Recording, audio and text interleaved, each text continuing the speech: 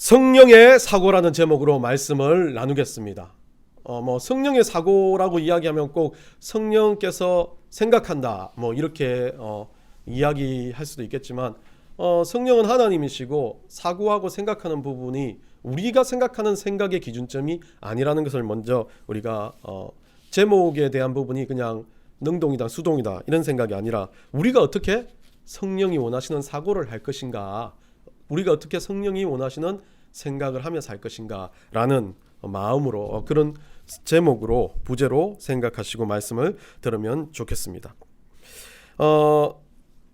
예전에 한 책에서 볼 때 직업군들이 사고 모델의 함정에 빠진다라고 이야기하는 이야기를 본 적이 있습니다.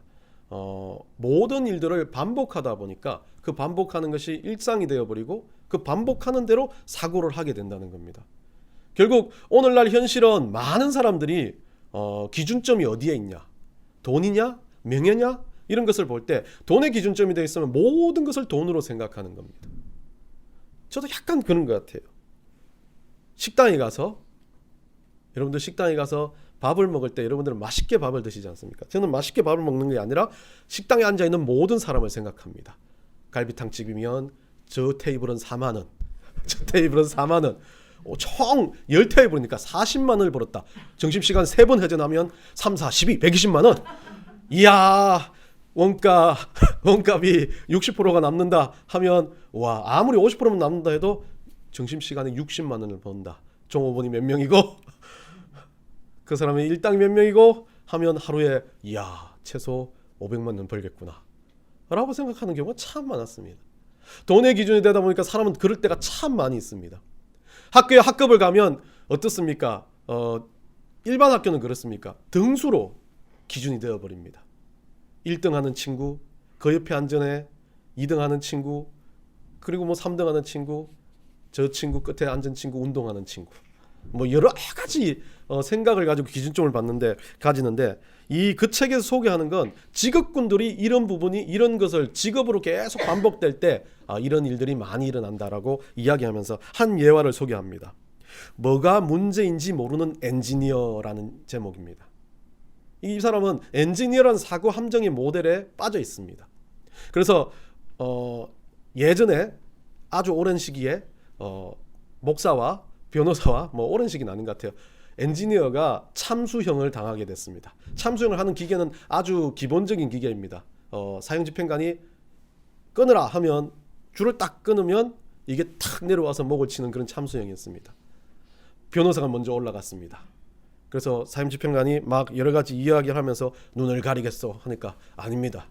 그러면 고개를 숙이겠어? 아니요, 들겠습니다 하면서 이제 참수형이 진행됩니다. 사형집행관이 참수, 그러니까 이 참수를 하는 도끼가 쑥 내려가다가 끈 앞에서 딱 멈춰버렸습니다. 그러니까 사형집행관이 왜 이러지 이렇게 이야기하니까 한번 이제 변호사는 그것에 대해서 한 번 이 기계의 실수지만 나는 참수형을 당한 것이기 때문에 두 번 참수를 당할 수 없다 하면서 변론하기 시작합니다. 그래서 그럼 가라. 살았습니다. 두 번째 목사가 올라갔습니다. 여기서 웃긴 이야기 아니에요. 제가 그래서 목사가 올라갔습니다. 목사가 이제 참 모개를 대면서 또 고개를 들겠는가, 머리를 눈을 감겠는가, 아니요, 뜨겠습니다. 고개를 숙이겠는가, 들겠습니다. 그래서 또 이제 참수, 그러니까 도끼가 확 내려가다가 또 줄 앞에서 멈췄습니다. 두 번이나 이런 일이 하면서 사람들은 막 놀라고 참수한 사람도 뭐가 문제지 막 그렇게 말하고 있습니다. 그러니까 이제 또 집행관을 향해서 목사가 말했습니다. 하나님의 뜻입니다. 저는 살아야 됩니다. 어쩔 수 없이 또 살려줬습니다. 마지막에 엔지니어가 올라갔습니다. 그래서 이제 똑같이 엔지니어도 앞에 사람들 보니까 결함이 있겠지만 여하튼 나도 이제 참수를 당해야 되니까 생각하고 고개를 눈을 가리겠는가, 저도 안 가리겠습니다. 고개를 숙이겠는가, 들겠습니다. 똑같이 했습니다. 그러면서 도끼가 훅 가다가 또 확 멈췄습니다. 그러니까 또 집행관이 이거 왜 이러지? 3번이나 그러면서 근데 엔지니어는 다른 말 하지 않고 이거 문제를 알겠습니다. 도끼 끝에 나뭇가지가 걸려 있습니다. 팍 빼도 쾅 죽어버렸어. 이게 뭔 이야기를 하냐면 엔지니어는 언제나 문제를 파악해서 그 기계의 문제를 해결하다 보니까 기계의 문제를 해결하다 그래서 자기가 죽어버린 겁니다. 결국 뭐가 문제인지 진짜 모르는 거예요. 이건 죽으면서 살아나는 일들을 지금 앞에서 경험하고 있는데 자기는 그 문제를 해결하려다가 오히려 자기 습관대로 자기 방식대로 그 문제를 해결하다가 죽었다는 이야기를 하면서 이야기를 끝에 참 재밌는 한 단어를 씁니다. 망치를 든 사람은 모든 대상을 모든 것들을 못으로 바라본답니다. 망치 든 사람은 무조건 두드려 박아야 된다는 거죠. 목사는 모든 영혼들을 구원의 대상으로 봐야 되는데 그렇게 안 하는 목사 저는 좀 너무 부끄럽습니다. 여하튼 이 이야기를 통해서 무엇을 이야기하냐면 우리는 세상의 사고나 세상의 방식들은 개발되고 발전되고 그것이 누적되면서 사고에 내가 하는 생각에 함정에 빠질 때가 참 많이 있다는 겁니다. 언제나 내가 했던 지식의 기반으로 내가 했던 경험의 기반으로 생각할 때는 꼭 내 것이 맞다라는 주장을 할 때 그것이 전체인 그냥 생각하는 겁니다. 목사는 목사대로 사람은 뭐 사업가는 사업가대로 변호사는 변호사대로 이 엔지니어는 엔지니어대로 자기가 살아갔던 환경이 그대로 축적이 되다 보니까 모든 것은 그 기준으로 생각해 버리는 겁니다. 뭐 주부도 마찬가지겠죠. 아무것도 경험 안 한다고 하겠지만 주부들은 또 주부만의 세계가 있습니다. 어떻게 하면 빨래 때를 잘 지게 할 것인가? 어떻게 하면 설거지를 빨리 할 것인가? 어떻게 하면 이 아이들 공부 잘 시켜서 좋은 대학 보낼 것인가? 이 주부의 생각들, 주부의 기준이 생기는 겁니다. 그러다 보니까 어떻습니까? 주부들 중에 어떤 이들은 뭐 접시 사는데 막 이렇게 플레이팅 예쁘게 하는데 목숨을 겁니다. 그래서 어떤 집에 가서 막 접시가 별로이면 이 집은 좀 별로인 것 같다. 어떤 집에 가면 막 청소를 엄청 깨끗하게 잘 해놓습니다. 어떤 게 비법인지.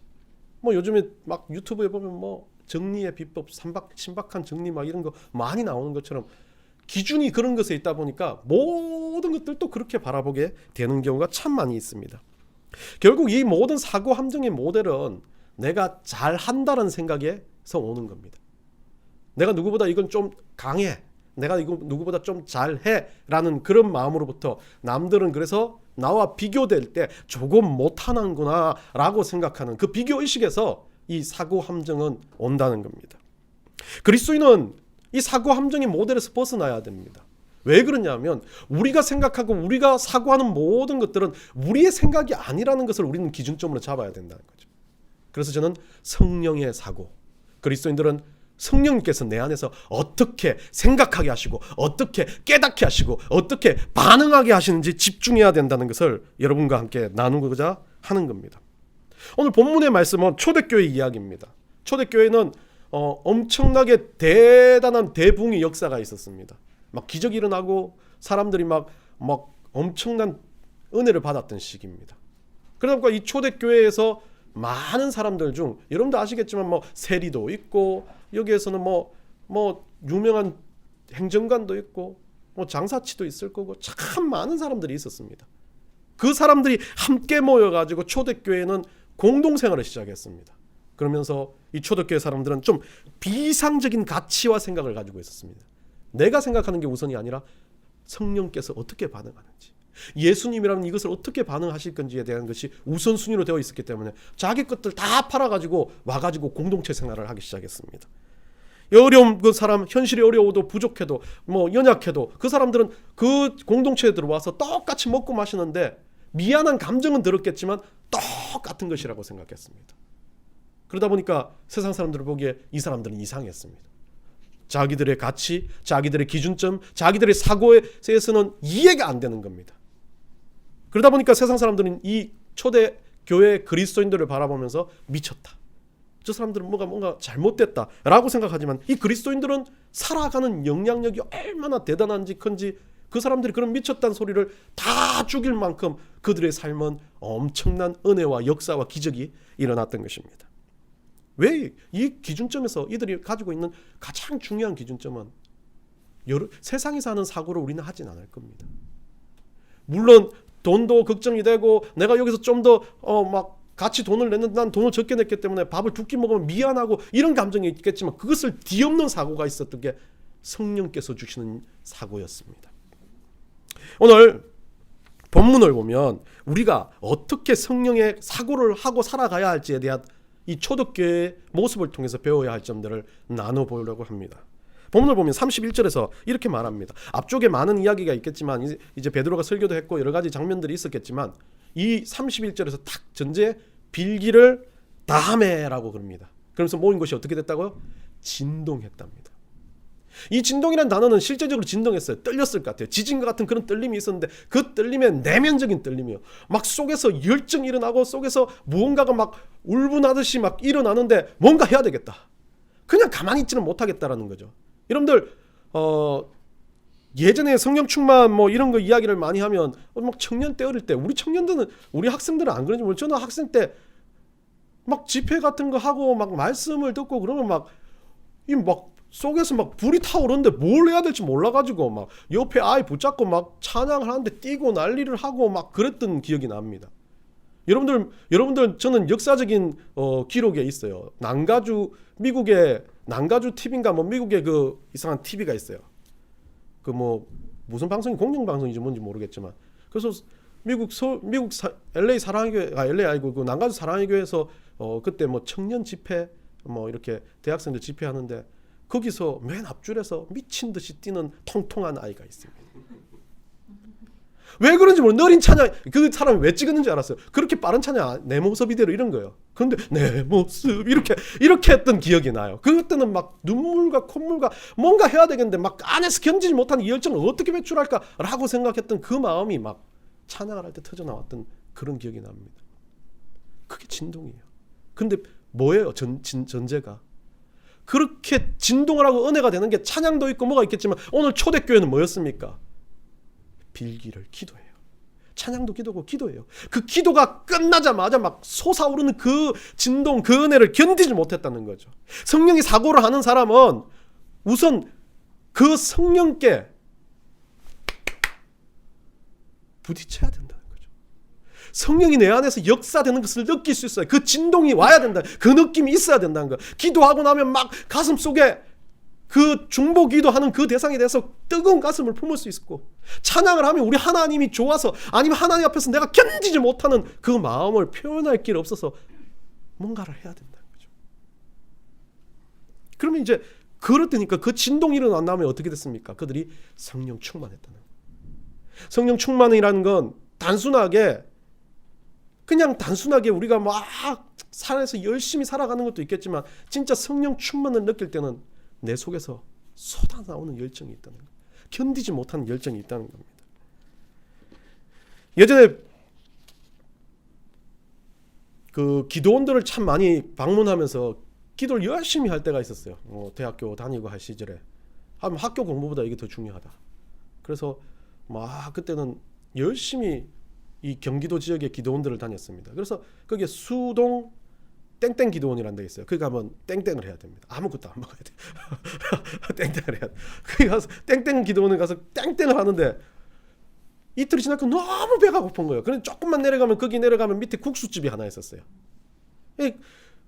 그 국수집에 내려갔다가 오는 게 좀 너무 멀어요. 차도 잘 안 다니고. 그래가지고 거기를 갔다 올까 갔다 올까 막 기도는 그렇게 열심히 하는데 고민이 되는 거예요. 이거 해야 될까 말아야 될까.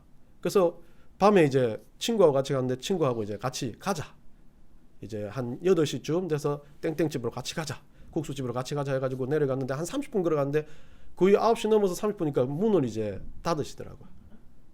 그래서 흐트하게 돌아오는데 그 근처에 가게가 별로 없었어요. 그때는. 그게 이제 가평 근처였는데 아주 여러분들 아시잖아요. 그게 황량한데 가게 나가면 또 너무 멀었어요. 그리고 금식기도원에도 그 매점을 여는데 매점이 별거 없어요. 별거 없다가 또 거기도 9시면 문 닫아요. 생각해보니까 이거 먹으러 왔다가 괜히 힘만 더 빼고 배는 고파 죽겠고 갈 길은 먼데 막 너무 고민스러워가지고 둘이 막 투덜대기 시작한 거야. 막 기도하러 왔고 이틀 열심히 성령이 충만한 것처럼 막 날뛰게 기도하고 주여 하다 기도하고 그렇게 국수 한 그릇 못 먹었다고 둘이 짜증을 내기 시작한 거죠. 제가 그 친구 기억해요. 신학과. 지금 제가 알기로는 미국에 가 있는데 그 친구가 왜 갔는지도 모르겠어요. 그런데 올라오면서 저보다 어리거든. 제가 그래도 학번은 같지만 2살 많은 형이었으니까. 그래서 그냥 너무 배가 고프니까 이 친구 보고 그냥 내려가자 그랬어요. 근데 이 친구는 내려가자 그러니까 형님 좋습니다. 그냥 그러면 빨리 가서 짐 싸고 내려갑시다. 그러니까 또 기분이 나쁜 거예요. 저 내려가자 그랬다. 기도 3일 하기로 하는 거 남자가. 그리고 제가 또 말을 바꿨어요. 야, 기도하러 왔는데 3일 만에, 야 3일도 못 버티고 이틀 만에 내려가니까 말도 아니다. 그러니까 또 이 친구가 그럼 있읍시다. 그래. 그게 더 짜증 나는 거예요. 아니 은혜를 받았는데 뭐 가나 안 가나 네 마음이 있을 거 아니야. 네 마음을 이야기해봐. 형님 내 마음은 있는 거예요. 근데 형님이 가자 그랬잖아요. 화가 나는 거예요. 내가 그랬다고? 생각해보면 내가 그랬어요. 근데 화가 나서 두들두들하면서 너는 그게 문제야. 너는 우유부단해. 너는 뭐부터 시작할게. 올라가면서 막 이야기하는데 생각해보니까 저 혼자만 계속 얘를 국수 못 먹었다 욕한 거야. 근데 올라가가지고 이제 저녁 집회 되기 전에 이 친구가 막 저한테 빵 끄덕이면서 형 문을 싹 열어. 형님 컵라면을 내가 구해왔다고. 저 컵라면 저한테 딱 주는데 그 순간 컵라면 끌어안으면서 이 친구 끌어안으면서 주여 할렐루야.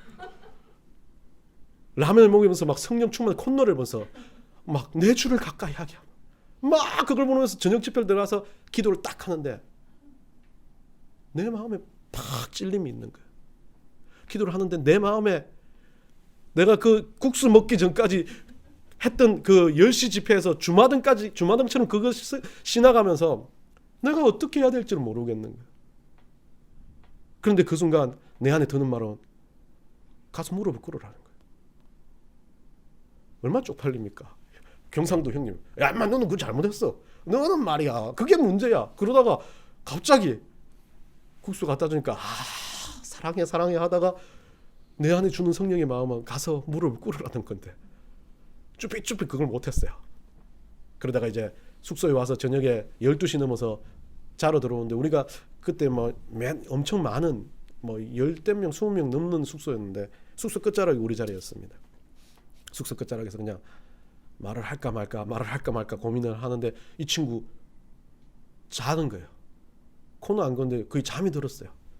그래서 무릎을 꿇었어요. 그 옆에다가 무릎 꿇고 자냐 그러니까 그러는 거야. 그래 이러면 덜 쪽팔리겠다. 그래서 고개를 숙이면서 내가 미안하다. 나는 했다. 그러고 나서 하루를 지나갔어요. 그 다음날 집회 종일 내내 3일날 끝나고 이제 내려가려고 그 다음날 4일째 내려가려고 하는데 집회 종일 내내 은혜가 안 되는 거예요. 말씀이 안 들리는 거예요. 내가 어제 한 건 아무것도 아니라는 거예요. 그래서 저녁 집회 되기 전에 그때는 이제 다시 국수를 먹으러 갔어요. 국수를 먹다가 갑자기 내 마음의 한켠에 막 울분이 쏟아지는 거예요. 네가 은혜 받은 사람 맞냐는 거예요. 성령이 주시는 음성이 나 같은 부족한 사람이 성령 충만한 사람이냐라는 것을 찝어내기 시작할 때 그때 정말 부끄럽지만 국수집에서 무릎을 꿇었어요. 제가 그냥 잊지 않은 사건이에요. 그럼 형님 왜 이래요? 그러니까 꿇어야 될 것 같아. 내가 잘못했어. 너한테 화낸 거 뭐 한 거 잘못했어. 이 친구가 아니요 저도 형님 그랬을 때 형은 잘못했는지 모르겠지만 속으로 겁나 욕했어요. 저런 미친 XX가 있냐 그런 마음까지 들었어. 그러면서 저를 안으면서 형님 아니요 똑같아요 라고 이야기하는데 국수씨 아줌마가 하는 말이 가관입니다. 이야 우리 집에 오는 사람은 다 저렇게 성령이 충만하다고 그렇게 이야기하더라고요. 그거였어요. 저는 다른 게 아닙니다. 성령이 충만한 건 내가 기도했던 그 마음이 내 삶에서 흘러가는 거예요. 성령이 그냥 단순하게 내 안에 있는 건 충만한 게 아닙니다. 내 안에 고여있는 물과 같으면 안 되는 거예요. 충만한 건 흘러가야 하고 그 흘러감이 누군가에게 영향력을 끼치면 그 사람 또한 성령 충만한 영혼이 될 수 있다는 거. 그러면 성령이 사고를 하게 된다는 겁니다. 그 시작이요. 기도하는 겁니다. 그 시작이 말씀 가운데 서는 겁니다. 그러면서 뭐라고 합니까? 그 성령 충만이 들어오면 그 다음 말씀에 이렇게 말합니다. 31절 끝자락에 하나님의 말씀을 전하니라. 다들 어떻게 돼요? 담대하게 그냥 하나님의 말씀이 터져 나오는 거예요. 그 하나님 말씀이 뭡니까? 다른 게 없어요. 막 올라오다가 막 하나님 말씀 전하고 싶어서 예수님 살아있다고 예수님 불신지요 그 말 하고 싶어서 난리한 사람들의 마음이 이해가 돼요. 이런 것을 보면 성령이 충만한 성령이 사고가 되면 내 안에 있는 내가 경험한 내가 만났던 그 예수 그리스도가 얼마나 대단하시고 얼마나 나의 모든 것을 송두리째 바칠 만한 분인지를 알게 되는 거지 않습니까? 그때부터는 성령이 줄줄줄 흐르는 거예요. 고인물이 되는 게 아니에요. 흘러가기 시작하는 겁니다. 저는 우리 둘째 아들이 제일 인사를 잘하는 줄 알았어요. 엘리베이터에 서면 타는 사람 안녕하세요, 나가는 사람 안녕히가 기계처럼 길거리 지나가다가 멍멍이를 봐도 안녕. 그런데 기분이 좋을 때는 그렇게 해요. 기분 나쁠 때는 떡 찡찡대면 울다가 사탕만 하나 들면 모든 매점에 들어온 모든 사람들을 향해서 인사를 하더라고요. 야, 얘 진짜 인사 잘하는 인사 머신이다. 그런데 어제 엘리베이터 타다가 더 강적을 만났습니다. 우리 아이만한 꼬마 여자애인데 차렷 자세로 저보고 수고하셨습니다. 조심히 가세요. 그러니까 인사의 차원이 다른 거예요. 마음을 심어서 하는 거예요. 그 꼬마가. 야, 나 우리 아들이 대단한 줄 알았는데 저런 아이가 이거 뛰는 아이에 나는 아가 있구나 라는 생각을 하면서 우와 느낀 게 그겁니다. 은혜가 충만하고 말씀 가운데 서면요, 우리가 하는 게 아니라요. 그 기쁨이 표현이 사탕 하나만 먹어도 기쁜데 그것이 표현되는 겁니다. 근데 그 표현되는 게 어떻게 돼요? 반복을 하면서 자연스러워져요. 누가 미쳤다 하더라도 나는 그 아이는 그랬으니까 수고하셨습니다 계속 하는 그런 마음이 된다는 거죠. 그런 어린아이와 같은 심정, 그런 것에 성령 충만의 역사가 일어나는 가장 중요한 역사라는 거예요. 그게 성령이 사고를 하는 방식입니다. 그러면서 뭐라 그러냐면 이 말씀이 전파되어지고 32절에요. 믿는 무리가 한 마음 한 뜻이 된다 그래요. 그런 나의 성령 충만함의 역사가 흘러가고 내가 기도하고 내가 말씀을 전파하는 그 일들이, 그 성령 충만함이 단순하게 나로 끝나는 게 아니라 모든 사람에게 하나가 되게 하는 역사를 만들어 간다는 거예요. 이것보다 더 큰 기적이 없고 이것보다 더 대단한 역사가 없다는 거죠. 그러면서 어떻게 돼요? 그것 안에 뭐가 깨지는 겁니까? 자기 이익과 욕망이 깨지는 겁니다. 뭐요? 물건들을 서로 통용해요. 통용하는데 중요한 건 끝자락입니다. 물건을 통용하는데 재물을 다 냈어요. 근데 모든 사람이 뭐라 그래요? 자기의 것이라 하는 이가 하나도 없다. 성령 충만함을 받으면 자기 주장이 사라지는 겁니다.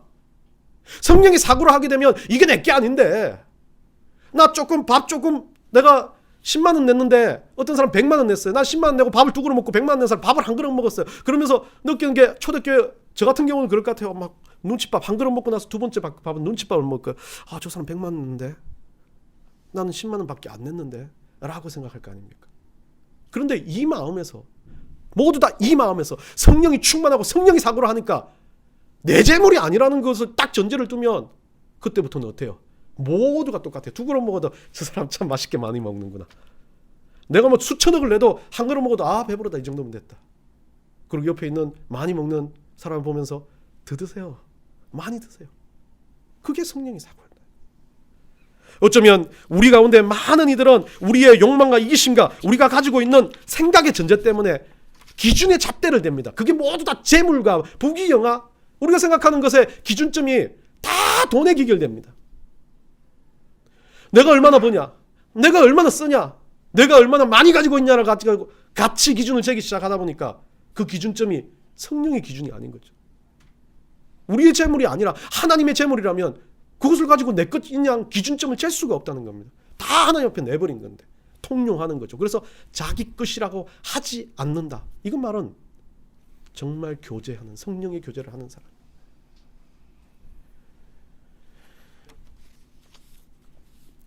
20세기 중반에 미국에서 그 유명한 깽단 중에 깽단 보스 중에 LA 시내에서 깽단 보스 중에 미키 코렌이라는 사람이 있었습니다. 이 사람 5년형을 받고 감옥에 들어갔는데 이 감옥에서 복음을 접합니다. 복음을 접해가지고 와, 우리나라 뭐 양리파의 그 사람처럼 이 사람도 복음을 접해가지고 나와가지고 막 계속 복음을 접하려고 하나님 은혜를 받으려고 노력을 합니다. 그 이제 밑에 이 오른팔 같은 부두목 같은 이 짐 바우스라는 사람이 있었습니다.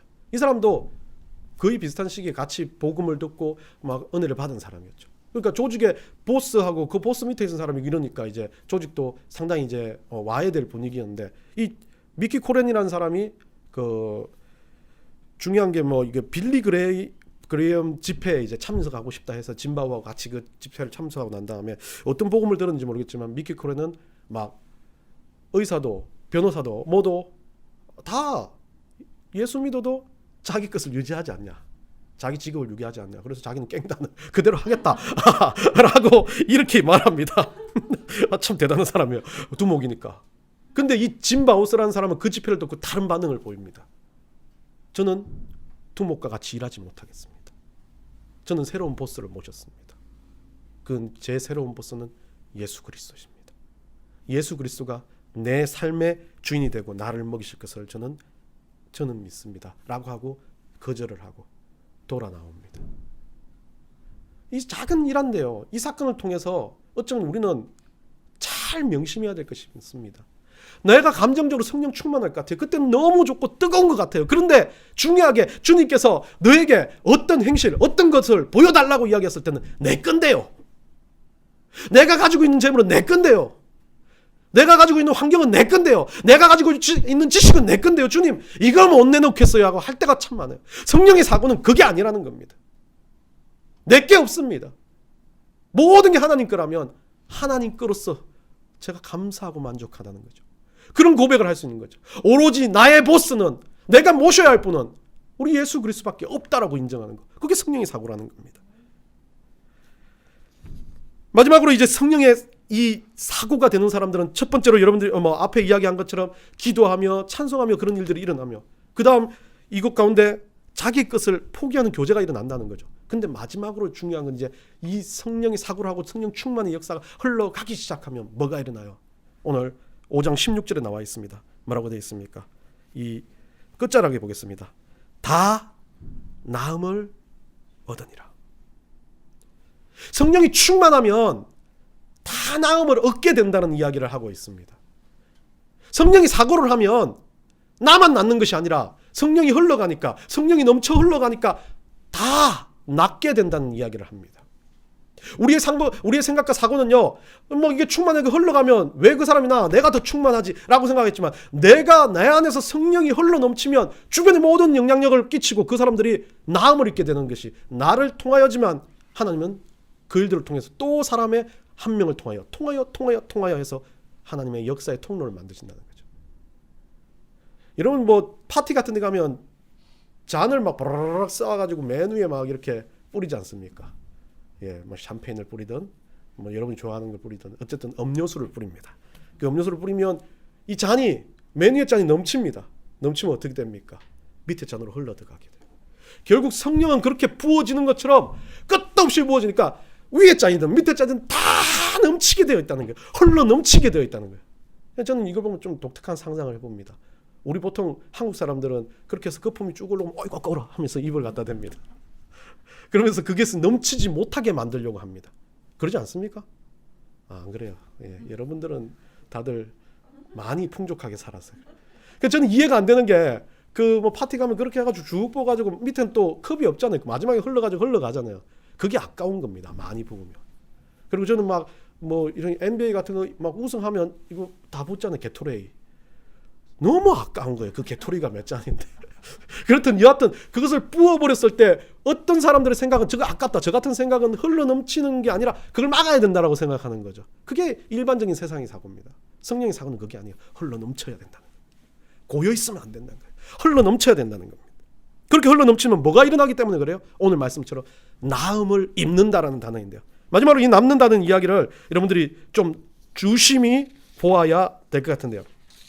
여러분들 구약에서 치료하다, 이 참 중요한 이야기인데, 구약에서 치료하다, 시간 좀 많이 됐네요. 구약에서 치료하다는 단어를 히브리어로 라파라는 단어를 씁니다. 여러분들 잘 아시죠? 이것을 신약적인 개념으로 치유하다는 것은 이아오마이라는 단어를 씁니다. 그래서 많이 그냥 육체적으로 치료하다, 예수님이 그 사람의 병전자를 치유하다 이아오마이를 씁니다. 구약에서는 라파를 쓰고요. 그런데 이것을 치유라는 단어를 사용합니다. 오늘 이 본문에서는 근데 치유라는 단어가 아니라 데라퓨어라는 단어를 쓰는데요. 이 데라퓨어는 이 구약에는 뭐 마르페 같은 그런 단어로 히브리어로 쓰여지는데 이 단어는 다른 말로 하면 신유라는 단어로 번역을 많이 합니다. 신은 신신자에다가 치료할 유자를 써가지고 신이 치료한다는 의미인데 일종의 말하는 앞에 라파 같은 경우나 지금 이아오마이 같은 경우는 그냥 병을 치유하는 진짜 치유인데 따지고 보면 뒤에 거는 다른 단어로 쓰여지는 겁니다. 치료와 신유란 단어가 다르게 쓰여지는 경우인데 이 신유란 단어가 상당히 재미있습니다. 오늘 말하는 이 데라퓨어라는 단어인데 이 단어가 재미있습니다. 여러분들 뭔가 비슷하지 않냐? 데라퓨어. 이 어원이 테라피의 어원입니다.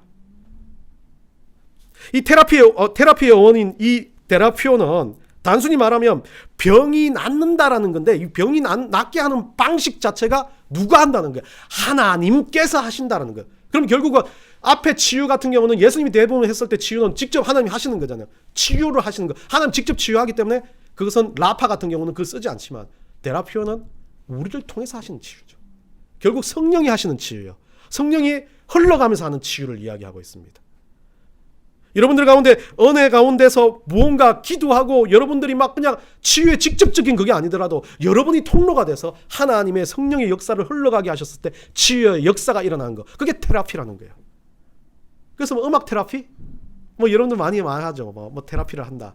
대부분 테라피는 보면 막 직접 막 수술하지 않아요. 직접적이지 않아요. 약간 간접적이에요. 안마라든지 아니면 운동이라든지 마사지 이런 것도 요가 같은 것도 테라피라고 이야기하는데 그 모든 것의 깊은 의미는 내가 그것을 바꾸는 것이 아니라 진짜 주인이신 하나님이 바꾸어 간다. 그래서 이 테라피의 구약적인 어원으로 봤을 때는 원기 회복, 원상 복구, 권리의 회복됨 이런 것들을 다 이야기하고 있습니다.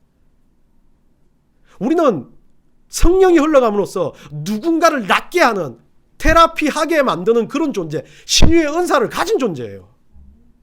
손을 얹어서 직접 병이 낫는 게 아니더라도 그런 경우 라파의 하나님의 은혜이지만 똑같이 누군가는 그런 신유의 은사를 받아서 어떻게 한다 그랬지만 신유의 은사를 다시 한번 생각하게 돼요.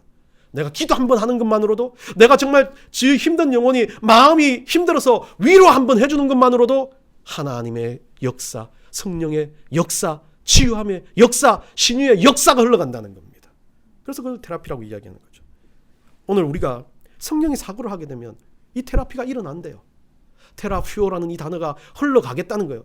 초대교회가 했던 그 기적처럼 막 병도 낫고 막 은혜도 받고 성령 충만한 역사가 나를 통해서 일어나고 흘러가는 게 테라퓨어라고 이야기를 하는 겁니다. 그런데 이 성령의 사고를 막을 때가 좀 많이 있습니다. 어떤 때입니까? 꼭 성령님께서 늘 하시던 대로 하세요라는 개념을 가질 때가 있어요. 이건 조금 길긴 하지만 잠깐 이야기를 할게요. 우리 딸은 아들은 그렇게 인사를 잘하지만 우리 딸은 상당히 냉혹한 냉정한 딸입니다. 그래서 어느 날 갑자기 원래 첫째 아들한테도 그 이야기를 들었는데 셋째한테 그 이야기를 들으니까 너무 독방에서 마음이 아프더라고요. 어느 날 갑자기 이제 아빠하고 같이 자자 해서 우리 집에 방이 할머니 방이라고 있는데 그 할머니 방에서 아빠하고 같이 자 하니까 자기가 안 잔대요. 자기는 큰 방에 엄마한테 잔대요. 왜 오늘 아빠하고 자? 그러니까 아빠는 거기서 늘 자잖아. 아빠 할머니 방에 가자 라고 그러더라고. 방에 누워있는데 우리 첫째 아들도 그랬어요. 아빠는 새벽에 교회 가야 되잖아. 그래도 첫째 아들은 좀 좋아요. 은혜가 중심이죠. 새벽에 교회 가야 되니까 아빠 혼자 자 그렇게 이야기했는데 얘는 아무것도 없어요. 나는 큰 방에 자고 싶으니까 아빠는 할머니 방에 가자. 할머니 방에 누워있는데 갑자기 그런 생각이 드는 거예요. 아빠는 늘 혼자 자니까 아빠는 늘 뭔가 있으니까 아빠는 그래야 되겠지. 그렇게 생각하고 있다는 거죠. 아빠가 다가갔는데 손 내밀었는데 우리 성령님께서요. 우리 삶에서 수천 번 수만 번 매 순간 지금도 여러분들 손 내밀고 있어요. 한성훈 목사 말씀 별로 안 좋지. 그래도 길을 열어봐. 마음속에 있어요. 그런데 그렇게 성령이 손 내밀는데 늘 똑같은데. 내가 바뀌지 않았는데 늘 똑같다는 그 심정 안에 그렇게 성령님은 계세요라고 하는 우리의 마음들 때문에 이 성령의 사고가 죽어가는 겁니다.